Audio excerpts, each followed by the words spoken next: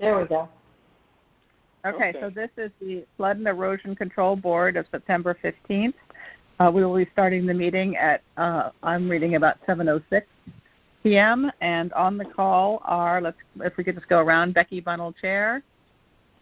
Okay. Don Lamberti. Dick Mahusky, Secretary. Oh.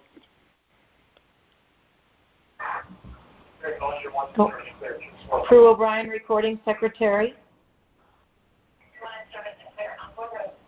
Oh, let me turn that off. Okay. Peter Wiswell, I did not hear Peter chime in, but Peter Wiswell is on the call. Yes. My apologies. I thought I had Peter Wiswell. Okay.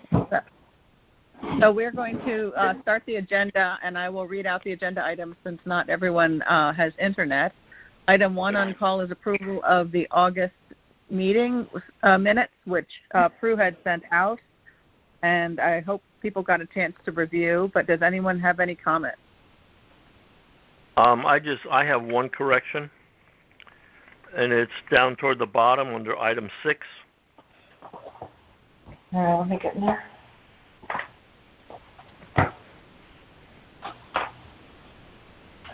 Okay.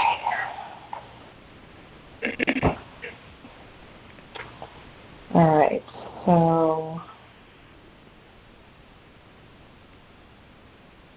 You got it, Prue? Why can't I open it?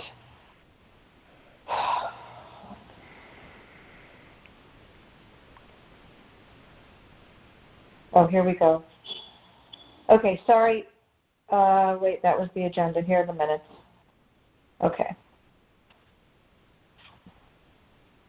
Okay, so I'm sorry. Where is it? Item 6?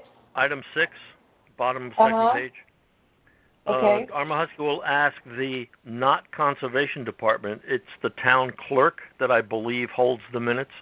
So conservation department should read town clerk. Okay. So not that I have done it yet, but that's who I intend to call. Right. Okay. So it's not conservation, but town clerk. Okay. Yes. All right. Are there any other comments on the minutes? No. Okay. I propose that we accept the minutes as changed with that one change. Okay. Do we have a second? Motion. All in favor? Say aye. Aye. Anyone opposed? All right. Thank you, Prue. If you could make that change and go ahead and post those as the final approved minutes, that would be great. Okay. So item 2 on call is a review of the Flood and Erosion Control Master Plan. This is the go forward 5-year capital funding plan, and then also we will speak to any updates on the master plan itself, just in terms of progress made. So Dick and I sat down with the two town engineers, Laura and Bill, and worked through a proposed capital budget that we are going to be asking DPW to present to the town. We will also send it to the town from Flood and Erosion as well. But I will, because not everyone has, I sent it out on the attachment. But Don, I'll go ahead and read it out loud to you, just because I know you don't have. So this was basically an updated version of the one that we discussed as a board in January, and my objective in today's meeting is to get an approved plan from the Flood and Erosion Control Board that we can then forward to the Board of Selectmen as our proposed budget, and work with Brian Carey, the interim DPW director, to also to put this forward. So the first area is the whole section of what we're calling the Riverside Drive to Turney to Jennings Beach section. We are proposing, and the way we laid this out, as you recall, is we looked at the next budget year coming up is the 21-22 budget year. So I'm going to speak specifically to those items, and then we also said what we would want to fund in the 22 to 23 budget year, the 23 to 24 budget year and the 24-25 budget year, and then going forward. So what we are proposing in that section of the plan to fund in the 21-22 year is the tide gate and bridge and culvert improvements, and this is the that bridge and culvert that is it's going to run about almost $3.8 million. It's a high priority, and I think we've made some progress in sort of looking at. I think they're about 30% through the study on this. The other thing we proposed funding for that. Well, it never got funding for that. It has to go into the capital plan. Oh, okay. So we talked about funding it. It just has to formally go into the capital plan. The other thing we want to formally go into the plan is the revising the FEMA map regarding the V zone, which we believe is mistaken, and that's $30,000. We talked then about the berm between the Ash Creek open space to the boat basin, and this we would propose to fund in the following year, the fiscal year, the 22-23 fiscal year, and that would be $200,000, and that's for the design piece of it. And then the implementation of that we would probably fund a couple years later in the 24-25 fiscal year. Then the non-town land, which is the enhanced berm and raising the road, and this goes from the Ash Creek open space back up towards that culvert and tide gate bridge. Our thought was to start a neighbor dialogue because this neighborhood had originally said they don't want anything. So we need to start to talk to them about why they don't want anything, what would they want, and start to engage that group. And we were talking about starting to engage them not this year but the next. And then if they do find that there is something that they think could work for them that they would be open to, we'd fund that in the fiscal year 24. We'd fund the design in fiscal year 24 and implementation in 26. And then the final area of this is raising Turney Road to make it a resilience access corridor, which we would say is high, which we'd like to fund in the 24 fiscal year, so 2 years out. So there's nothing in raising the roads for the peninsula? This is just that section, right? This is the Riverside Drive to Jennings section. Okay. The next section is the South Benson Pump Station. And there we've already funded the preliminary design, but we need to fund the final design and permit piece of it, which is another $300,000. So we're proposing that for next year. And then we were going to split the project into two. As you recall, the project actually had a pump station as one part and a drainage system as another part. So we fund the pump station part in fiscal year 23 and fund the drainage system in fiscal 24. So we spread those out a little bit. Well, tell me, does the pump station work if there is no drainage system? Yeah, it could still pump stuff out. The objective of the drainage system is to route it in a way that allows it to be more efficient. But it would work. My understanding is we could do, I could confirm this, we could just do the pump, but it won't be as effective. Right. Okay, fair enough then. Okay. So the next section, Section C, is the beach nourishment and engineered beaches, which we are only proposing funding in our operating plan. Yeah. Forgive my ignorance, but relative to Don's question, the pump station and the drainage system, if you do just the pump station, where does the water go? You say through existing stormwater drainage? If you just do the pump station, it would pump off the surface standing water after the storm. If you recall, after Sandy, Joe Michelangelo rented a couple of pumps to pump the water that was trapped in the basin back over the frontal dune. One of those pumps was on Jennings Beach, one was at the Tide Gate at the Fire Training Center, and there was another one somewhere else, I think. So this pump station would pump out the standing water, and it would also pump out what was coming through the undersized flat sloped storm drainage pipes. But increasing the size of the storm drainage pipes, the objective there is that when we have the designed summer rainstorm, that it would take the water, quote, immediately, unquote, and pump it out so that we didn't have any standing water on the streets until it percolated down through the two small pipes. Okay. Thank you, Dick.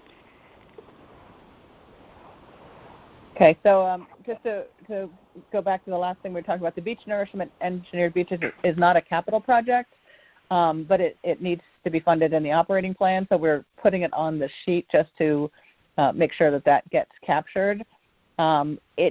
We actually have all the designs except for two of the beaches done. You know, as you recall, we need to actually measure the slope, if you will, of the beaches, the profile of the beaches. And I believe we still have to do the Southport and the Pasco Hill beaches are the ones that I think have not been done. So we've got to finish those up, and then we can start to build those slopes so that they become engineered beaches. And we need to relook at those every several years and after major storms. And that allows us to get federal funding in the case of a major storm, which completely ruins the slope. They would help us pay to redo the slope to the engineered beach profile. So the next area is the section of what we're calling the Fairfield Beach Club to the Rickert Beach and to the Penfield Pavilion itself. And we had talked about doing something along the lines of maybe a wall along the Fairfield Beach Club, that whole wall there. So the design work we're proposing to fund in next year, not this year. And it's estimated to be $100,000, and then the implementation we would fund later in the plan in the fiscal 26 year. Penfield Beach Resiliency, and that was the one where we had talked about putting a reinforced core dune. Right. We now are budgeting that at $615,000. As you recall, it was $600,000. We're building a little bit for inflation in, and we feel we can't go back to the next couple of years just because there's still questions about the pavilion and FEMA funding. So we are proposing to try to fund that in the fiscal 2025 fiscal year. Then, and we voted that as a low priority. There were two things we were asked to do as part of this plan. They've asked every department in town to put a high, medium, and low priority against every project. So what we did is we looked at the things that we felt would be the most important things if we could only fund certain things. And I'll go back and read the high, low, medium, and lows at the end of this. But Penfield Beach Resiliency would be a relatively low one because there are other things that are probably more important that would make a greater impact from a flood and erosion control standpoint. Okay. Then the Penfield Beach to Reef Road and Reef Road to wastewater hardening, we broke into two. So the Penfield Beach to Reef Road piece, we said we would try to fund the design in the fiscal 24 year and the implementation in 26. And the Reef Road to wastewater hardening, we said we would try again fund the dialogue in fiscal 24 year. There would be an easement conversation we would have to have, so there'd be a year of neighborhood dialogue before being able to fund the implementation, which would be fiscal 26 and on. The wastewater treatment plant hardening we know is already funded, but we are putting in a flag for next year that there might be a potential overage based upon the soil analysis. As you know, we did find some contaminated soil and pieces, and we don't have a final dollar amount on what incremental to the budget we have approved that might be. So we are putting in a flag that there might be some potential extra budget needed for that. Okay. Then we have the railroad bridge tide gate replacement. If you recall, the railroad bridge issue is we have this historic landmark bridge that we have to figure out a workaround to. So we're giving ourselves 2 years to figure that workaround, and we would propose to fund that in fiscal 24 year. The Pine I Creek thought that was Dike. isn't that a conservation budget, not the flood and erosion budget? We have actually put the tide gate. Tide gates technically do come under the purview of conservation, but we are putting them in here just because it's part of our master plan as well. But you're right; it is definitely tide gates are overseen by conservation. Right. Pine Creek Dike elevation. We had done an initial study back in 2014, and there were concerns that the neighbors didn't feel they needed it. So we are leaving it in the plan. It's about an $8 million project, and our feeling is let's talk to the neighbors after the next big storm, the next big Sandy-type storm, and see if they still feel that.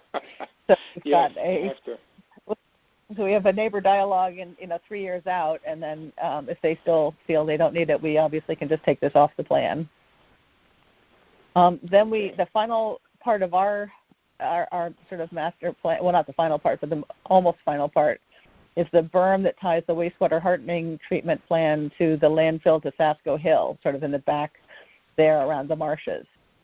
And we would propose to fund that not this coming year, but the following year. And the design and permitting was estimated to be $300,000, and then we would do the implementation piece in 2026. So those were the sort of the sections of the plan. The other section of the plan that came out was the Fairfield Beach Peninsula area. Right. And what we're proposing at this point is for next year, we were proposing to fund the design work around raising Fairfield Beach Road and permitting work at $150,000, and then the implementation part, there has to be sort of a neighbor dialogue piece, so that would happen the following year, and then we would do the fund actually of the implementation in 2024. Okay. And then what we're trying to do is also put together another project called Alignment with Deep on elevation for the bulkheads.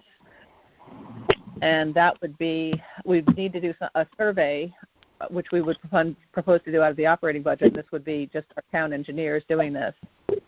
That would be done next year. And then we would give ourselves 2 years of conversation with DEEP to figure out what we can actually do.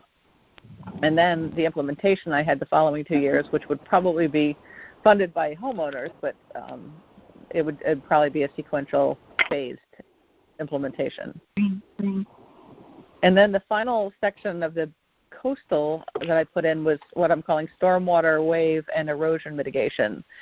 And we are proposing next year to put a $300,000 budget into the plan to study various options, which would be options like restoring Sunken Island reef and breakwaters, rebuilding Penfield Reef, explore growing improvements or changes, and exploring wave reduction options. So we'd like to at least get the study done next year, and our thought would be that we would figure out how to fund that, 3 years from now, because there'd be many conversations with DEEP and FEMA, I'm sure, or particularly DEEP, in between those years. So that's the coastal section. The downtown section only has 2 things in it. One is the downtown green infrastructure, of which that's really an ongoing public-private partnership issue. So every time a building comes into the town, we ask them to basically put in place green infrastructure. So there's no real capital cost at this point to us. And then we do want to think about a study to implement a railroad bridge underpass flood mitigation plan, and we would propose to fund that in 2025. And then the final flood and erosion control area is the Rooster River, of which we have done the Phase 1 conceptual drawings. That's completed in this fiscal year. Right. The design is only 30% complete, so to finish the final design piece, we would propose to fund that next year. And then Phase 1 implementation, we think is going to be around $900,000 that we'd fund in fiscal 23, and Phase 2 implementation, which would be kind of the secondary sites, if we decide to do them, we'd fund in fiscal 24. So that's the master plan. I broke it out in terms of what capital money we are requesting each year. So for next fiscal year, let me just recap the projects we put into next fiscal year. It was the 3.7, let's call it 3.8 tide gate and culvert improvement around the Riverside Drive area, the revised FEMA map, the final design and permitting piece of the South Benton pump station, any potential overages for the wastewater treatment based upon the soil analysis, the Fairfield Beach design and permitting, raising the Fairfield Beach Road design and permitting, and the study to look at various stormwater, wave, and erosion mitigation efforts for the whole coastline.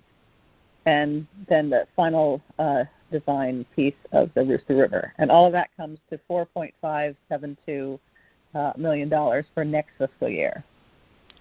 The good luck. following fiscal year, we're asking for $16.5 million. And the reason for that is that the $15 million of that is the pump station. So that's a large part of what goes into that $16.5. And then the fiscal 24, we're asking for $15.467 million, and the vast majority of that is the drainage system at $11 million for the pump station. And then the final out years, we don't have amounts because most of those are implementation. Are those so numbers realistic? Or? These all came from Laura and Bill. It sounds pretty ambitious to me. So Becky, what is the process going forward? Because the way I understand it, Laura was going to talk with Brian Carey because Brian Carey has to present the capital plan in the capital plan workshops, which were very close to happening. Maybe the preliminary conversations with Tom Bremer have happened already. I don't know where that timeline stands. But could you just recap what you know about the process going forward? You've described it accurately. So Bill was going to try to get to Brian Carey and lay this out. I'm also concurrently going to get to Brian Carey and lay this out. He has seen a version of this back in January, so this is not completely new to him. Right. He may not agree with all of it, but he has certainly seen a version of this. So this will be kind of a recap. That's the next question. Is he on board with these priorities and these amounts, or is he saying, no, I have other pressures like the boss only wants me to spend $3 million this year, not $4.5 million? Well, and we won't know that until he has a conversation. Can anybody hear me? It's Bill Hurley. Oh, hey, Bill, you can actually. Hey, Bill Hurley. I didn't know you were on. I went on for about, I heard you do an excellent description there, Becky, and Dick, you had some good questions. I called this number, and I think it's for the Board of Finance meeting, I'm hoping, that starts at 7:30, but I just got there a little bit early. No, this is our number, flood and erosion, Bill. Flood and erosion. Okay, wow, all right, well then I better hop on a different one because it's getting close to 7:30. Did an accurate thing, and while I'm here, I have not had a chance to deliberately, or even significantly go with Brian outside of what we had talked about as high priorities. We made sure that they got in some of the larger ones, but we still have to add some on when it gets a chance to that waterfall. They want the information earlier and earlier, and we just haven't been able to crank it. It's still a work in progress. And I think I want to say October 1st or 2nd. I think it's October 1st is the capital planning meeting with the Board of Finance. So once I find out that the final date, I'll let everybody know. But it's just by circumstance. Let me try to get to my Board of Finance meeting. So thank you very much. Bill. Sure. Are you going to just phone into Board of Finance, or are you going to go in on your computer? I was probably just going to try to phone first. Okay, I have the number. I have the number right here if you want to take it down. Yeah, please. Thank you. 701 701 801 801 6166. 6166. Okay. Right, and that's from their agenda for tonight at 7:30. Oh, okay. Somehow on this one here I got it mixed up or whatever. So thank you, Dick. Let me before I get in trouble with that one. Thank you very much. Okay, nice talking with you. All right, take care. Bye. Thank you. Bye-bye. That was good. Dick and Becky, this is Paul Andino. I was on since about 7:20. Sorry, I was late to the call. Okay, hi. Hi, Paul. I don't know how much you've heard of the proposed funding, what we're proposing funding each of the years, but what we're hoping to do in today's meeting is to get this as a formally approved plan that the Flood and Erosion Control Board is formally approving in today's meeting to take forward to the Board of Finance. Yeah, I did hear the whole presentation, so that was fine. Thanks, Becky. So let me All right, ask, so are we ready Dick. to approve it, or do we want to make some changes? Yeah, this is Dick. I think this is well thought out, and the detail is there. Engineering's on board. We presume that Brian will be on board at least to a major degree. So I think we should approve this as the posture of Flood and Erosion Control Board. So I make the motion that we do so. Okay. And okay, I'll second it. Then do we have any comments before we vote? Before we go for a vote? All right, then all in favor? Aye. Anyone opposed? Okay, this was unanimously approved by the Flood and Erosion Control Board. There. Excellent job, Becky. Excellent. Great. So let's fingers crossed that we get most of this. Okay, I just have a quick question. On the motion to approve, this list we are approving this list for what? To present it to someone? Or just to make it your list? We're approving this Flood and Erosion Control Board budget to be part of the DPW budget, and we will work with Brian to align with Brian to get this put in front of the Board of Finance. Okay. As a joint DPW Flood and Erosion Control Board capital budget. Okay. Thank you.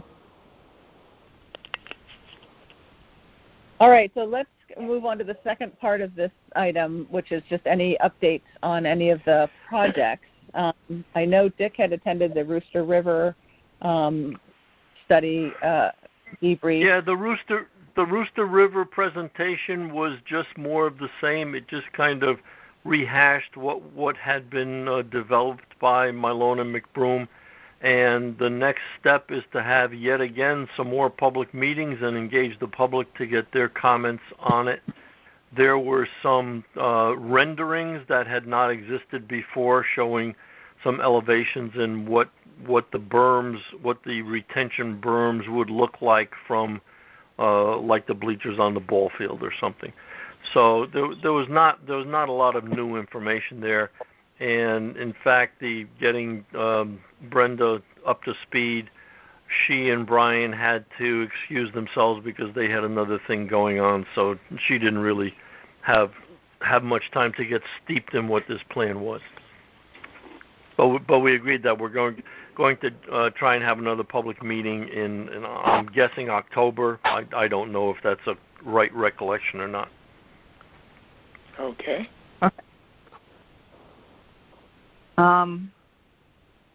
And I think that's the only update I had.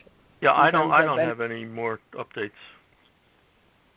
Okay, so let's move on to the next agenda item, which is the discussion of the POCD and the Flood and Erosion Control Board input. I don't know if any of you got a chance to read. I sent out a presentation from that Emmeline had given to the Fairfield Beach Residents Association.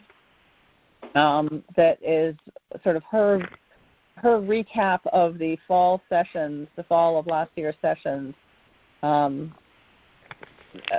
terms of what people had said specifically regarding sea level rise and what she wants to put into the plan of conservation and development. So let me just recap. The plan of conservation development, as you're all aware, is done every 10 years. We're in the process of doing it now. The critical thing right now is that anything that goes into the flood and erosion control, anything that goes into the plan of conservation and development that we want to do, it must actually be written into the plan of conservation and development. Otherwise, we can't apply for funding. So it's sort of like if it's in the plan of conservation and development as something the town wants to think about doing, we can then look at applying for funding. If it's not in there, it'd be much harder to apply for funding. So things like, I'll give you some examples. If we wanted to relook at Sunken Island and, redoing the reef there, or looking at Penfield Reef, if we wanted to even start to explore those need to be put as potential areas of exploration in the plan of conservation and development, and they need to be written into it. So one of the things I want us to do, even though we already did something about a year ago, we did a written document to Emmeline and Jim on what our Flood and Erosion Control Board wishes are. I think we need to do that again and create a formal document and say these are the kinds of things, these are the specific items we would like included in the POCD. And I think that needs to be a formal written document from the Flood and Erosion Control Board. So let's talk about what she right now has put in there. And I don't know if you have the PDF that was sent out, but I could read out the key slides. So residents said that the coastal conservation goal should be to connect beaches and improve pedestrian access, to clean up the sand, to rehab the reef road culverts to improve tidal exchanges and improve tidal flow to marshes, to clean up the Ash Creek area, to do resilient coastline versus hardening, which, and I'm going to just say I personally don't know that I heard that in the meetings. I actually heard that a lot of people want hardening versus just resilient, and many people wanted both, but it's not a versus, it's both in terms of what I heard. But she's writing it as resilient coastline versus hardening. Open space planning for resilience, boardwalks over marshes, and incentives to enhance dunes. The specific things residents said about beach, water, and water access facilities were that there were no restaurants or pool at the marina. There should be a pool or ice rink at Jennings Beach. There can be a better use of Jennings lot for tennis or a food truck or restaurant. They want to see recreational kayaking and paddleboard areas and outfitters. They want to see pickleball at Veterans Park or at Jennings, a dog park at the marina open space. They want to promote the public access to the river at the Exide site, update the Jennings concession stand, allow private restaurant at Penfield Pavilion, have some covered seating at the marina, to have a splash park instead of a skate park or in addition to at Jennings, and maybe add a restaurant and bar there too, and to have a public kayak launch potentially at Daniels Pond. The workshop comments specifically on sea level rise and resiliency infrastructure are they want safety first, establish high and dry evacuation routes, promote the need for evacuation, consider selective retreat so that we would buy up flood-damaged homes that get damaged more than 50%, minimize vulnerable residential development in the beach area, limit density in the beach area, and increase the development restrictions, and promote the Rooster River flood solutions. The funding concerns that were raised at these were that to create a resiliency fund for sea level rise mitigation, to buy homes and raise roads, and consider a special tax district to pay for flood measures. She did call out some hard protections and some natural solutions. So the hard protections she called out were work with DEEP to allow protective wave structures, bulkheads on Creekside of Fairfield Beach Road, promote pump system for flooding, improve tide gate and flow, add tees to groins, move or protect at critical town facilities, reduce water use to promote life of the infrastructure.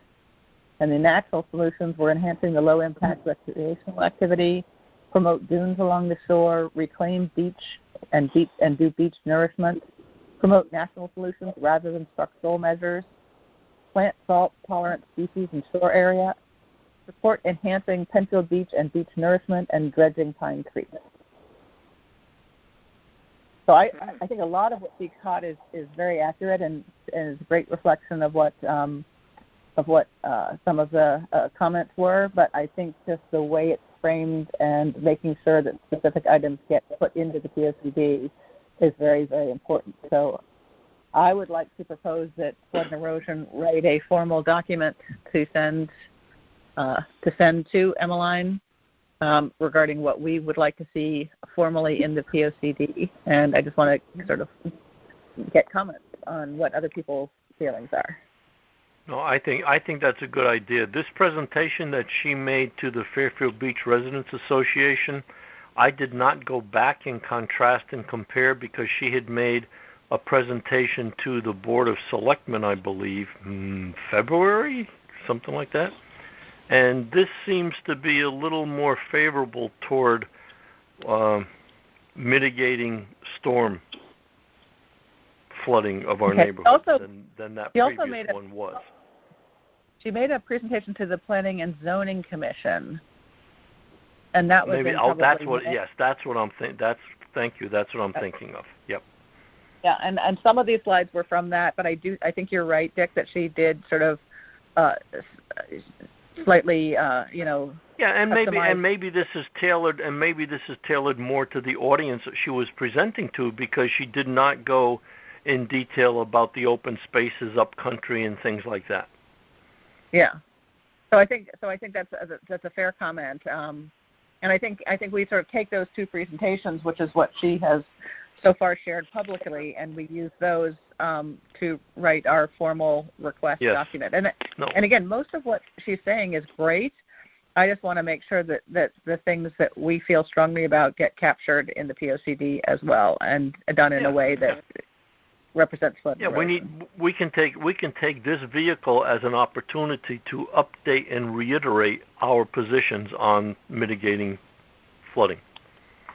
Yeah. So I think that's a good idea. I'd be happy to work with Becky or whoever wants to step up for this, with a goal to having a written document at our October meeting that we can circulate before the October meeting and vote on it in the October meeting, and then send it to Jim Wendt, copies to Emmeline, copies to the Board of Selectmen, et cetera, et cetera. I support that plan. That sounds great.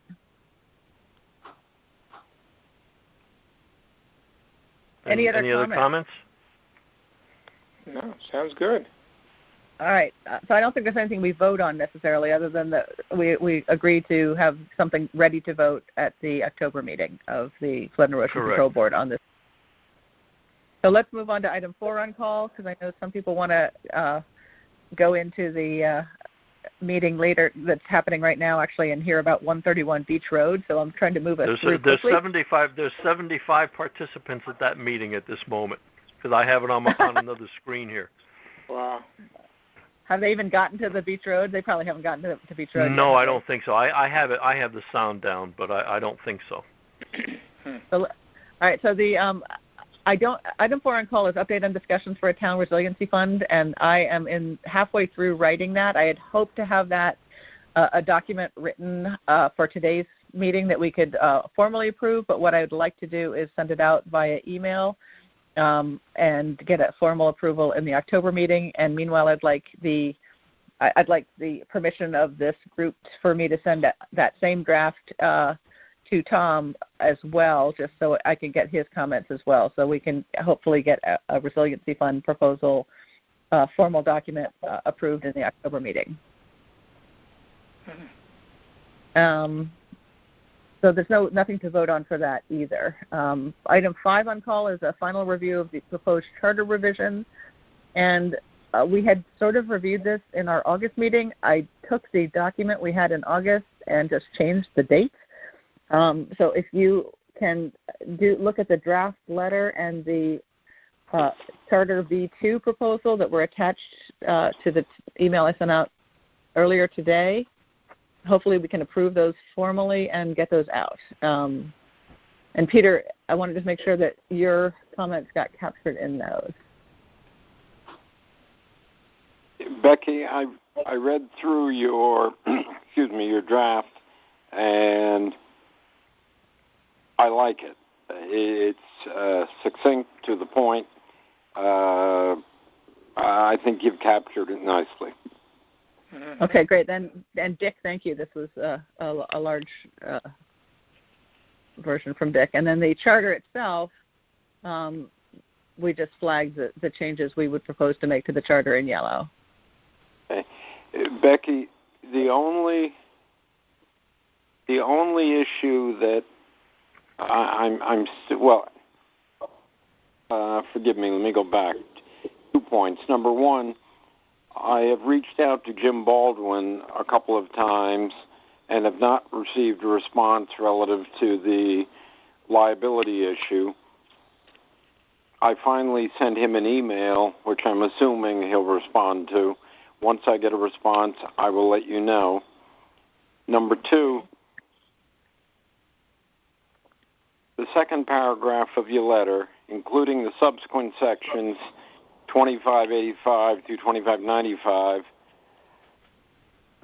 I'm still a little bit concerned that we're biting off an awful lot, but I'm prepared to go with the flow.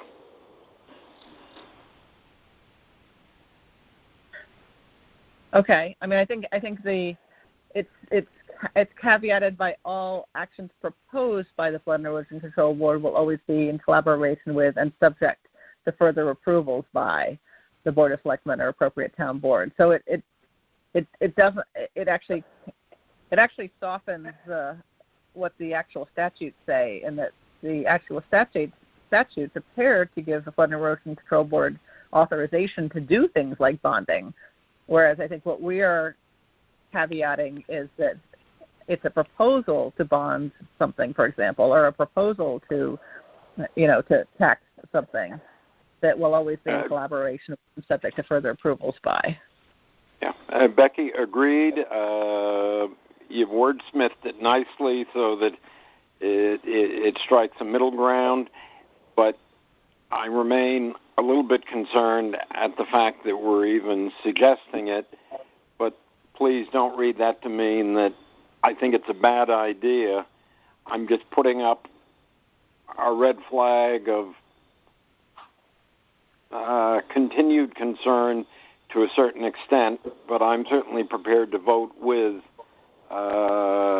whatever the consensus might be, so we have unanimity. Okay.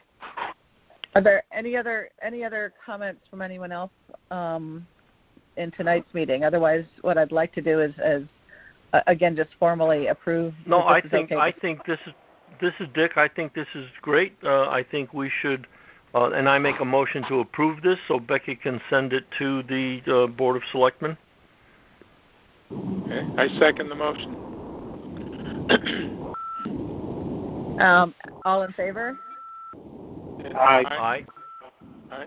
Anyone opposed? Okay, great. Then this is approved. Thank you very much, Dick, for the skillful drafting. And let's move to the last item, which is additional old or new business as may come before the board. Yeah, I have one thing, and Rick Grauer sent out an email the other day about Anthony Guillaro wanting to meet at the turnaround on the peninsula on Sunday morning because he has a proposal to dredge the Pine Creek at no cost to the town.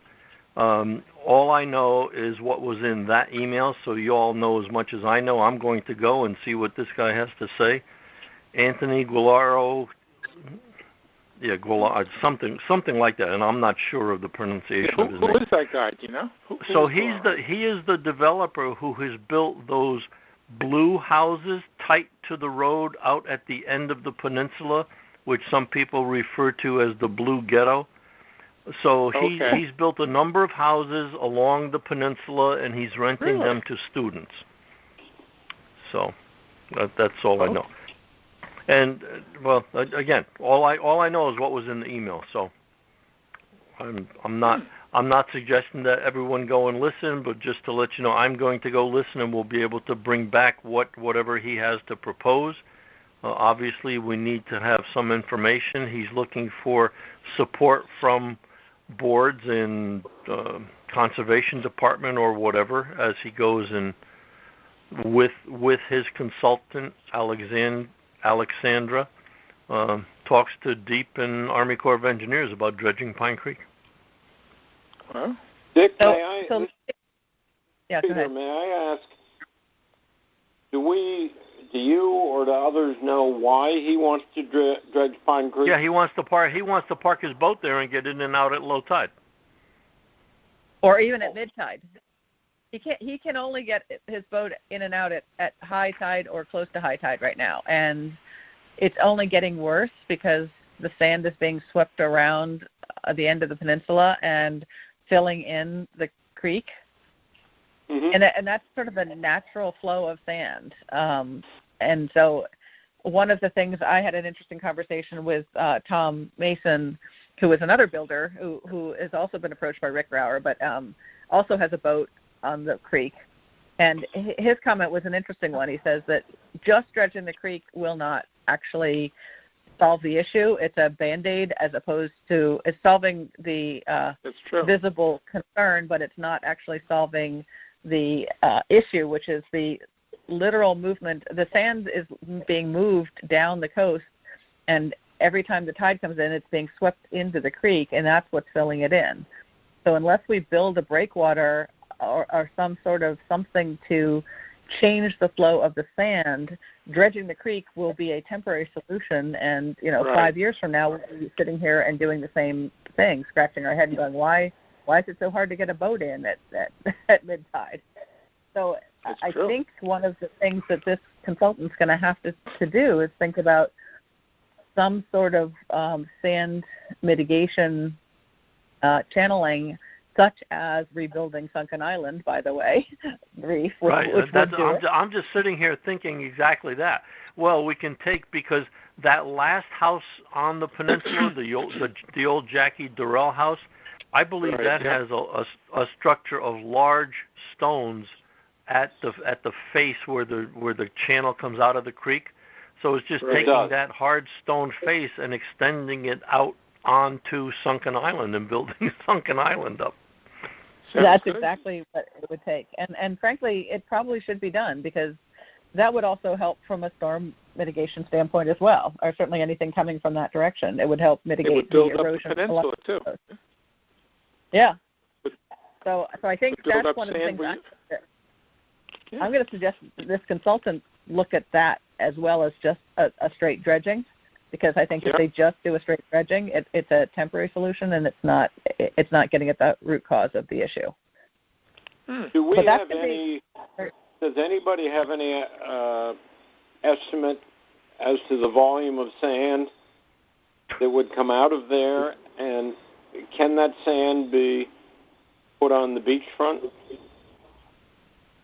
Well, we know they dredged it after Sandy, and they dredged part of it because it didn't. They ran out of money. I want to say they were given around $3 million to dredge it, and they dredged until the money ran out, is my recollection. And it was roughly $3 million worth of dredging, and it hardly even got around the bend before they ran out of money. So I don't have a volume of sand, and I know that it's more than just sand. There's actually quite a bit of the buildup is shells. Well, that makes sense. And jumping way ahead, but Becky, the thought relative to rebuilding Sunken Island, is this material of any value for a project like that? Is what material? The shells and sand? No, I think you really would need rocks. Okay, unfortunately, it would need to be a hard structure, which, as we know, Deep is not a huge fan of. Would not be used. It wouldn't be a combination like Sankey suggested 40 years ago, where you put rock around the perimeter of Penfield, and then you fill it with dredge spoils. It wouldn't be. Would it be something like that? It doesn't matter. I'm just curious as to whether this might go hand in glove with that project. a good question. I don't have an answer to that. That could very well be a creative way to think about this. But you do need a big, hard structure, don't you?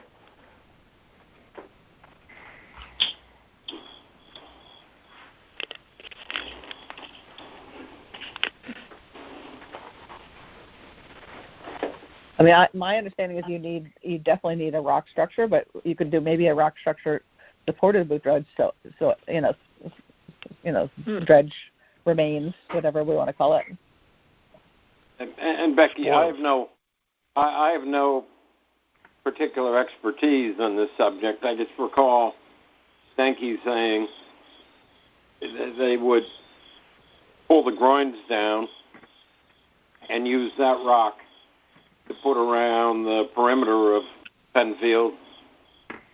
And then I think he just generally noted that in the middle would be filled with dredge spoils from somewhere, which I assume is sand and shell or something, and okay, that might be what you'd do with Sunken Island. Well, it could very well be.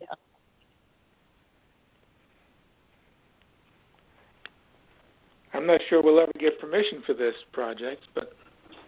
Well, and that's where I'm curious. I mean, if Antonio's willing to pay for this consultant, which he appears to be, I'm all in support of him looking into it. I